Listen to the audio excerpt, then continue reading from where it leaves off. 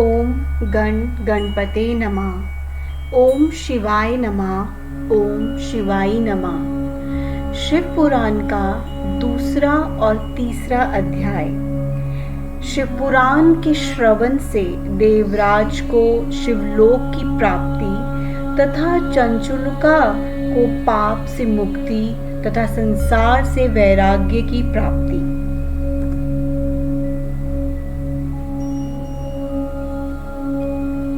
शिव पुराण के श्रवण से देवराज को शिवलोक की प्राप्ति तथा चंचुलिका को पाप से मुक्ति तथा संसार से वैराग्य की प्राप्ति किस तरह होती है, ये हमें अध्याय 2 और 3 में संयुक्त रूप से बताते हैं। शौनक जी सूत जी की प्रशंसा करते हैं कि उन्हें शिव पुराण की कथा का ज्ञान है।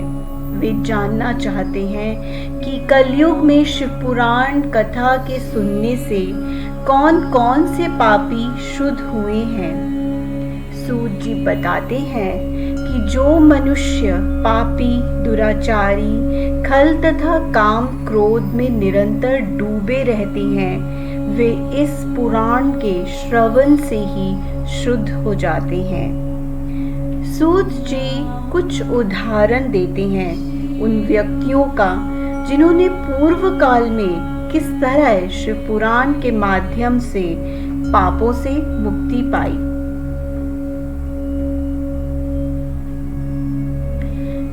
किरातों नगर में एक देवराज नाम का ब्राह्मण रहता था, जो वैदिक तथा धार्मिक कर्मों से विमुख था। वह वैश्यवृत्ति, मदिरा पान तथा ठगी करने वाला था। वह ब्राह्मणों, क्षत्रियों, वैश्यों, शूद्रों को मारकर उनका धन हड़प लेता था। वह सभी प्रकार से आचार भ्रष्ट था।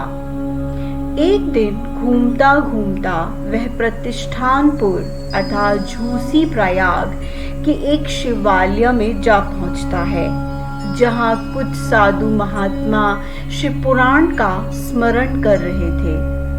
देवराज को ज्वर आ जाने से वहीं शिवालय में ठहर जाता है, जहां ब्राह्मण मुख से हो रही शिव पुराण की कथा को वह निरंतर सुन पाता है। 1 महीने के बाद उसकी ज्वर से मृत्यु हो जाती है। यमराज के दूत उसे यमपुरी ले जाते हैं। यमपुरी में भगवान शिव के 4 गण पहुंचते हैं और उसे कैलाश को ले जाने को उद्यत होते हैं। यह देख यमपुरी में धर्मराज भी अपनी ज्ञान दृष्टि से जान जाते हैं कि एक पापी आत्मा को भगवान शिव के गण क्यों लेने आए हैं। शौनक जी सूत जी से एक और ऐसी ही शिव भक्ति तथा प्रेम की बड़ाई करने का कथा सुनाने का अनुरोध करते हैं। सूत जी शौनक जी को परम शिव भक्त और वेद वक्ताओं में श्रेष्ठ कहकर संबोधित करते हैं और उन्हें एक और कथा सुनाते हैं। वे कहते हैं कि समुद्र किनारे वाशकल नाम का एक गांव था, जिसके ज्यादातर सभी लोग बड़े दुष्ट थे।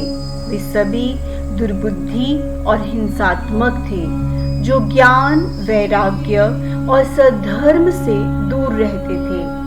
उस गांव की स्त्रियां भी कुटिल स्वभाव और पाप कर्मों की आदतन थीं। वाशकल में एक बिंदुक नाम का एक अधर्मी ब्राह्मण रहता था, जिसकी पत्नी का नाम चंचुला था। चंचुला पहले तो काफी समय तक एक उत्तम धर्म पालन करने वाली पत्नी की तरह रहती है, लेकिन दुराचारी पति के व्यवहार से प्रभावित हो वह भी दुराचारिणी हो जाती है। बहुत समय तक दोनों ही पति पत्नी दुराचारी ही रहते हैं। कुछ समय बाद बिंदु की मृत्यु हो जाती है और वह नरक का दुख भोगकर विंध्य पर्वत पर एक पिशाच योगिनी भोगते हुए रहता है। दूसरी ओर चंचुला एक बार किसी पुण्य कर्म के कारण अपने बंधु बांधवों के साथ गोकर्ण क्षेत्र जाती है। घूमती घूमती वह एक मंदिर में जाती है जहां उसे शिव पुराण की कथा को सुनने का मौका मिलता है। वह सुनती है कि जो स्त्रियां पुरुषों के साथ व्यभिचार करती हैं, मृत्यु के बाद यमलोक में यमराज के दूत उसकी योनि में गरम लोहा डालते हैं। यह सुनकर चंचुला भय से व्याकुल हो जाती है। वह कथावाचक ब्राह्मण के पास जाती है और अपनी धर्म विमुखता और अपने द्वारा हुए दुराचारों से मुक्त होने के लिए ज्ञान का कोई रास्ता बताने की प्रार्थना करती है।